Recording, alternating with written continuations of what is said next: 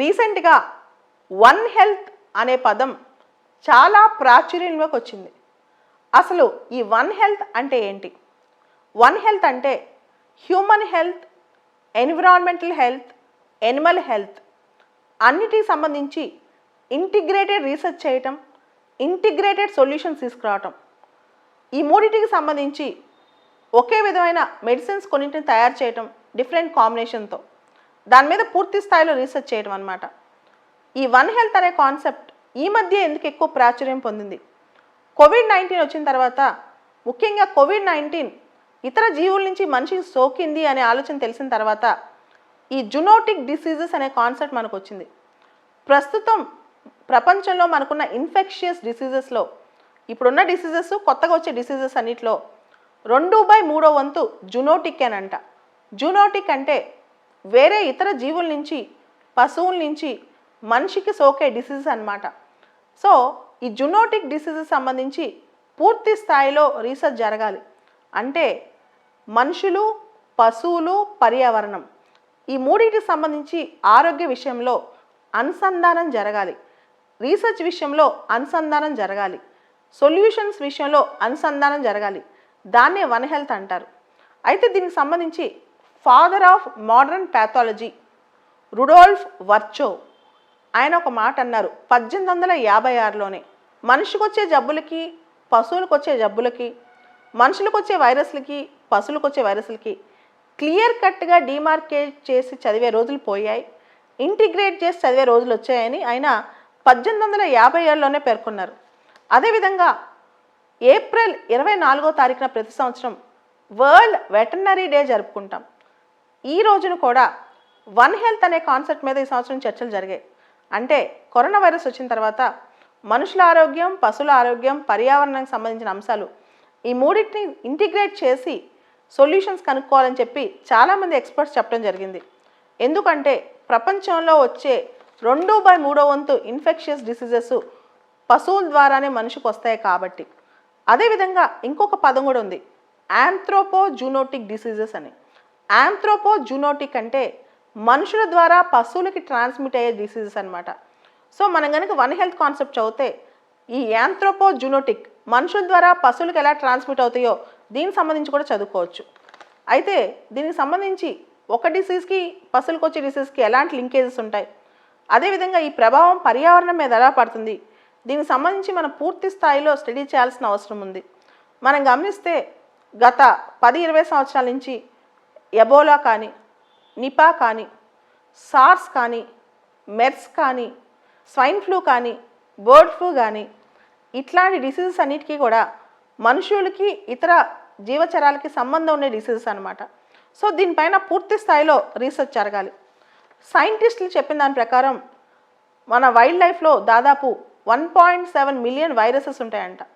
ఈ వైరసెస్లో చాలా వైరసెస్లు మనుషులకి సోకే ప్రమాదం కూడా ఉందంట. సో ఇటువంటి పరిస్థితిలో ఈ వన్ హెల్త్ కాన్సెప్ట్ అనేది కొత్త రోడ్ మ్యాప్ చూపించవచ్చు మనకి రాబోయే తరాల్లో వచ్చే వైరసెస్ గురించి కూడా. భారతదేశం విషయానికి వస్తే మన ఈ వన్ హెల్త్ విజన్ అనేది ఒక బ్లూ ప్రింట్ అనేది మనకు కొంత స్టార్ట్ అయిందనమాట. ఇది ఎక్కడి నుంచి స్టార్ట్ అయిందంటే ట్రిపార్టైట్ ప్లస్ అలయన్స్ అని చెప్పి ప్రపంచంలో ఐక్రా సమితికి మరియు ఇతర ఇంపార్టెంట్ సంస్థలు కొన్ని వన్ హెల్త్ అనే కాన్సెప్ట్ మీద దృష్టి పెట్టాయి. ఏ సంస్థలు ప్రపంచంలో ట్రిపార్టైట్ ప్లస్ అలయన్స్ అనే కాన్సెప్ట్ మీద దృష్టి పెట్టి వన్ హెల్త్ అనే కాన్సెప్ట్ మీద తీసుకొచ్చినాయంటే, అంటే ట్రిపార్టైట్ ప్లస్ అలయన్స్ అనేది చేసి ఈ వన్ హెల్త్ అనే కాన్సెప్ట్, అంటే వన్ హెల్త్ అంటే ఆల్రెడీ చెప్పాను, హ్యూమన్స్, ఎన్విరాన్మెంట్ అండ్ ఎనిమల్స్ అని చెప్పి. ప్రపంచంలో ఫుడ్ అండ్ అగ్రికల్చర్ ఆర్గనైజేషన్, రెండోది world organization for animal health, మూడోది వరల్డ్ హెల్త్ ఆర్గనైజేషన్, నాలుగోది యునైటెడ్ నేషన్స్ ఎన్విరాన్మెంటల్ ప్రోగ్రామ్. ఇవన్నీ కూడా ఈ వన్ హెల్త్ అనే కాన్సెప్ట్ మీద రీసెర్చ్ చేస్తున్నాయి. వీటన్నిటికీ సపోర్ట్ చేసే 2 ఇన్స్టిట్యూషన్స్, ఒకటి వరల్డ్ బ్యాంక్, రెండోది యూనిసెఫ్.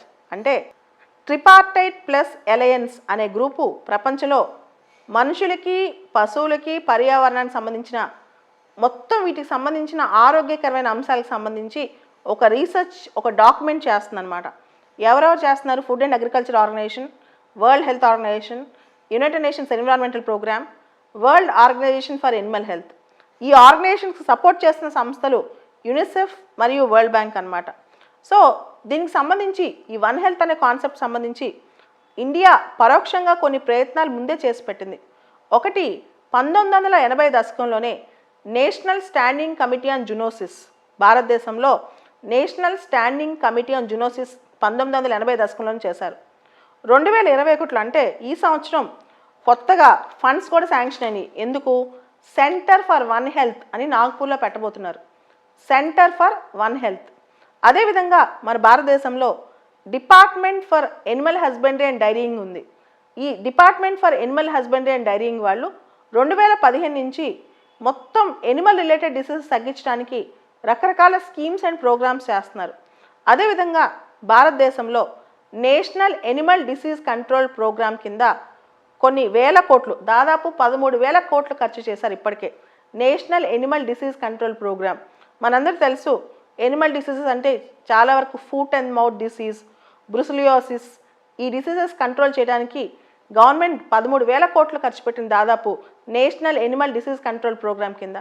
అదేవిధంగా department of animal husbandry and dairying వాళ్ళు ప్రతి స్టేట్లో ఒక హెల్త్ యూనిట్, అలానే హెల్త్ మినిస్ట్రీలో ఒక హెల్త్ యూనిట్ కూడా పెట్టాలని యోచిస్తున్నారు.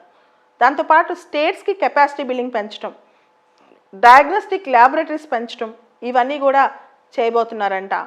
So veterinary science, medical science and environmental science, ఈ మూడు కూడా కలిపి చదువుకోవాల్సిన సబ్జెక్టులు అని చెప్పి, ఈ మూడింటికి సొల్యూషన్స్ కూడా కలిపి తీసుకురావాలని చెప్పి, అలానే వెటనరీ డాక్టర్స్, వెటనరీ స్టాఫ్కి కెపాసిటీ బిల్డింగ్ కూడా చేయాలని చెప్పి ఈ వన్ హెల్త్ యొక్క ఆబ్జెక్టివ్ చెబుతోంది.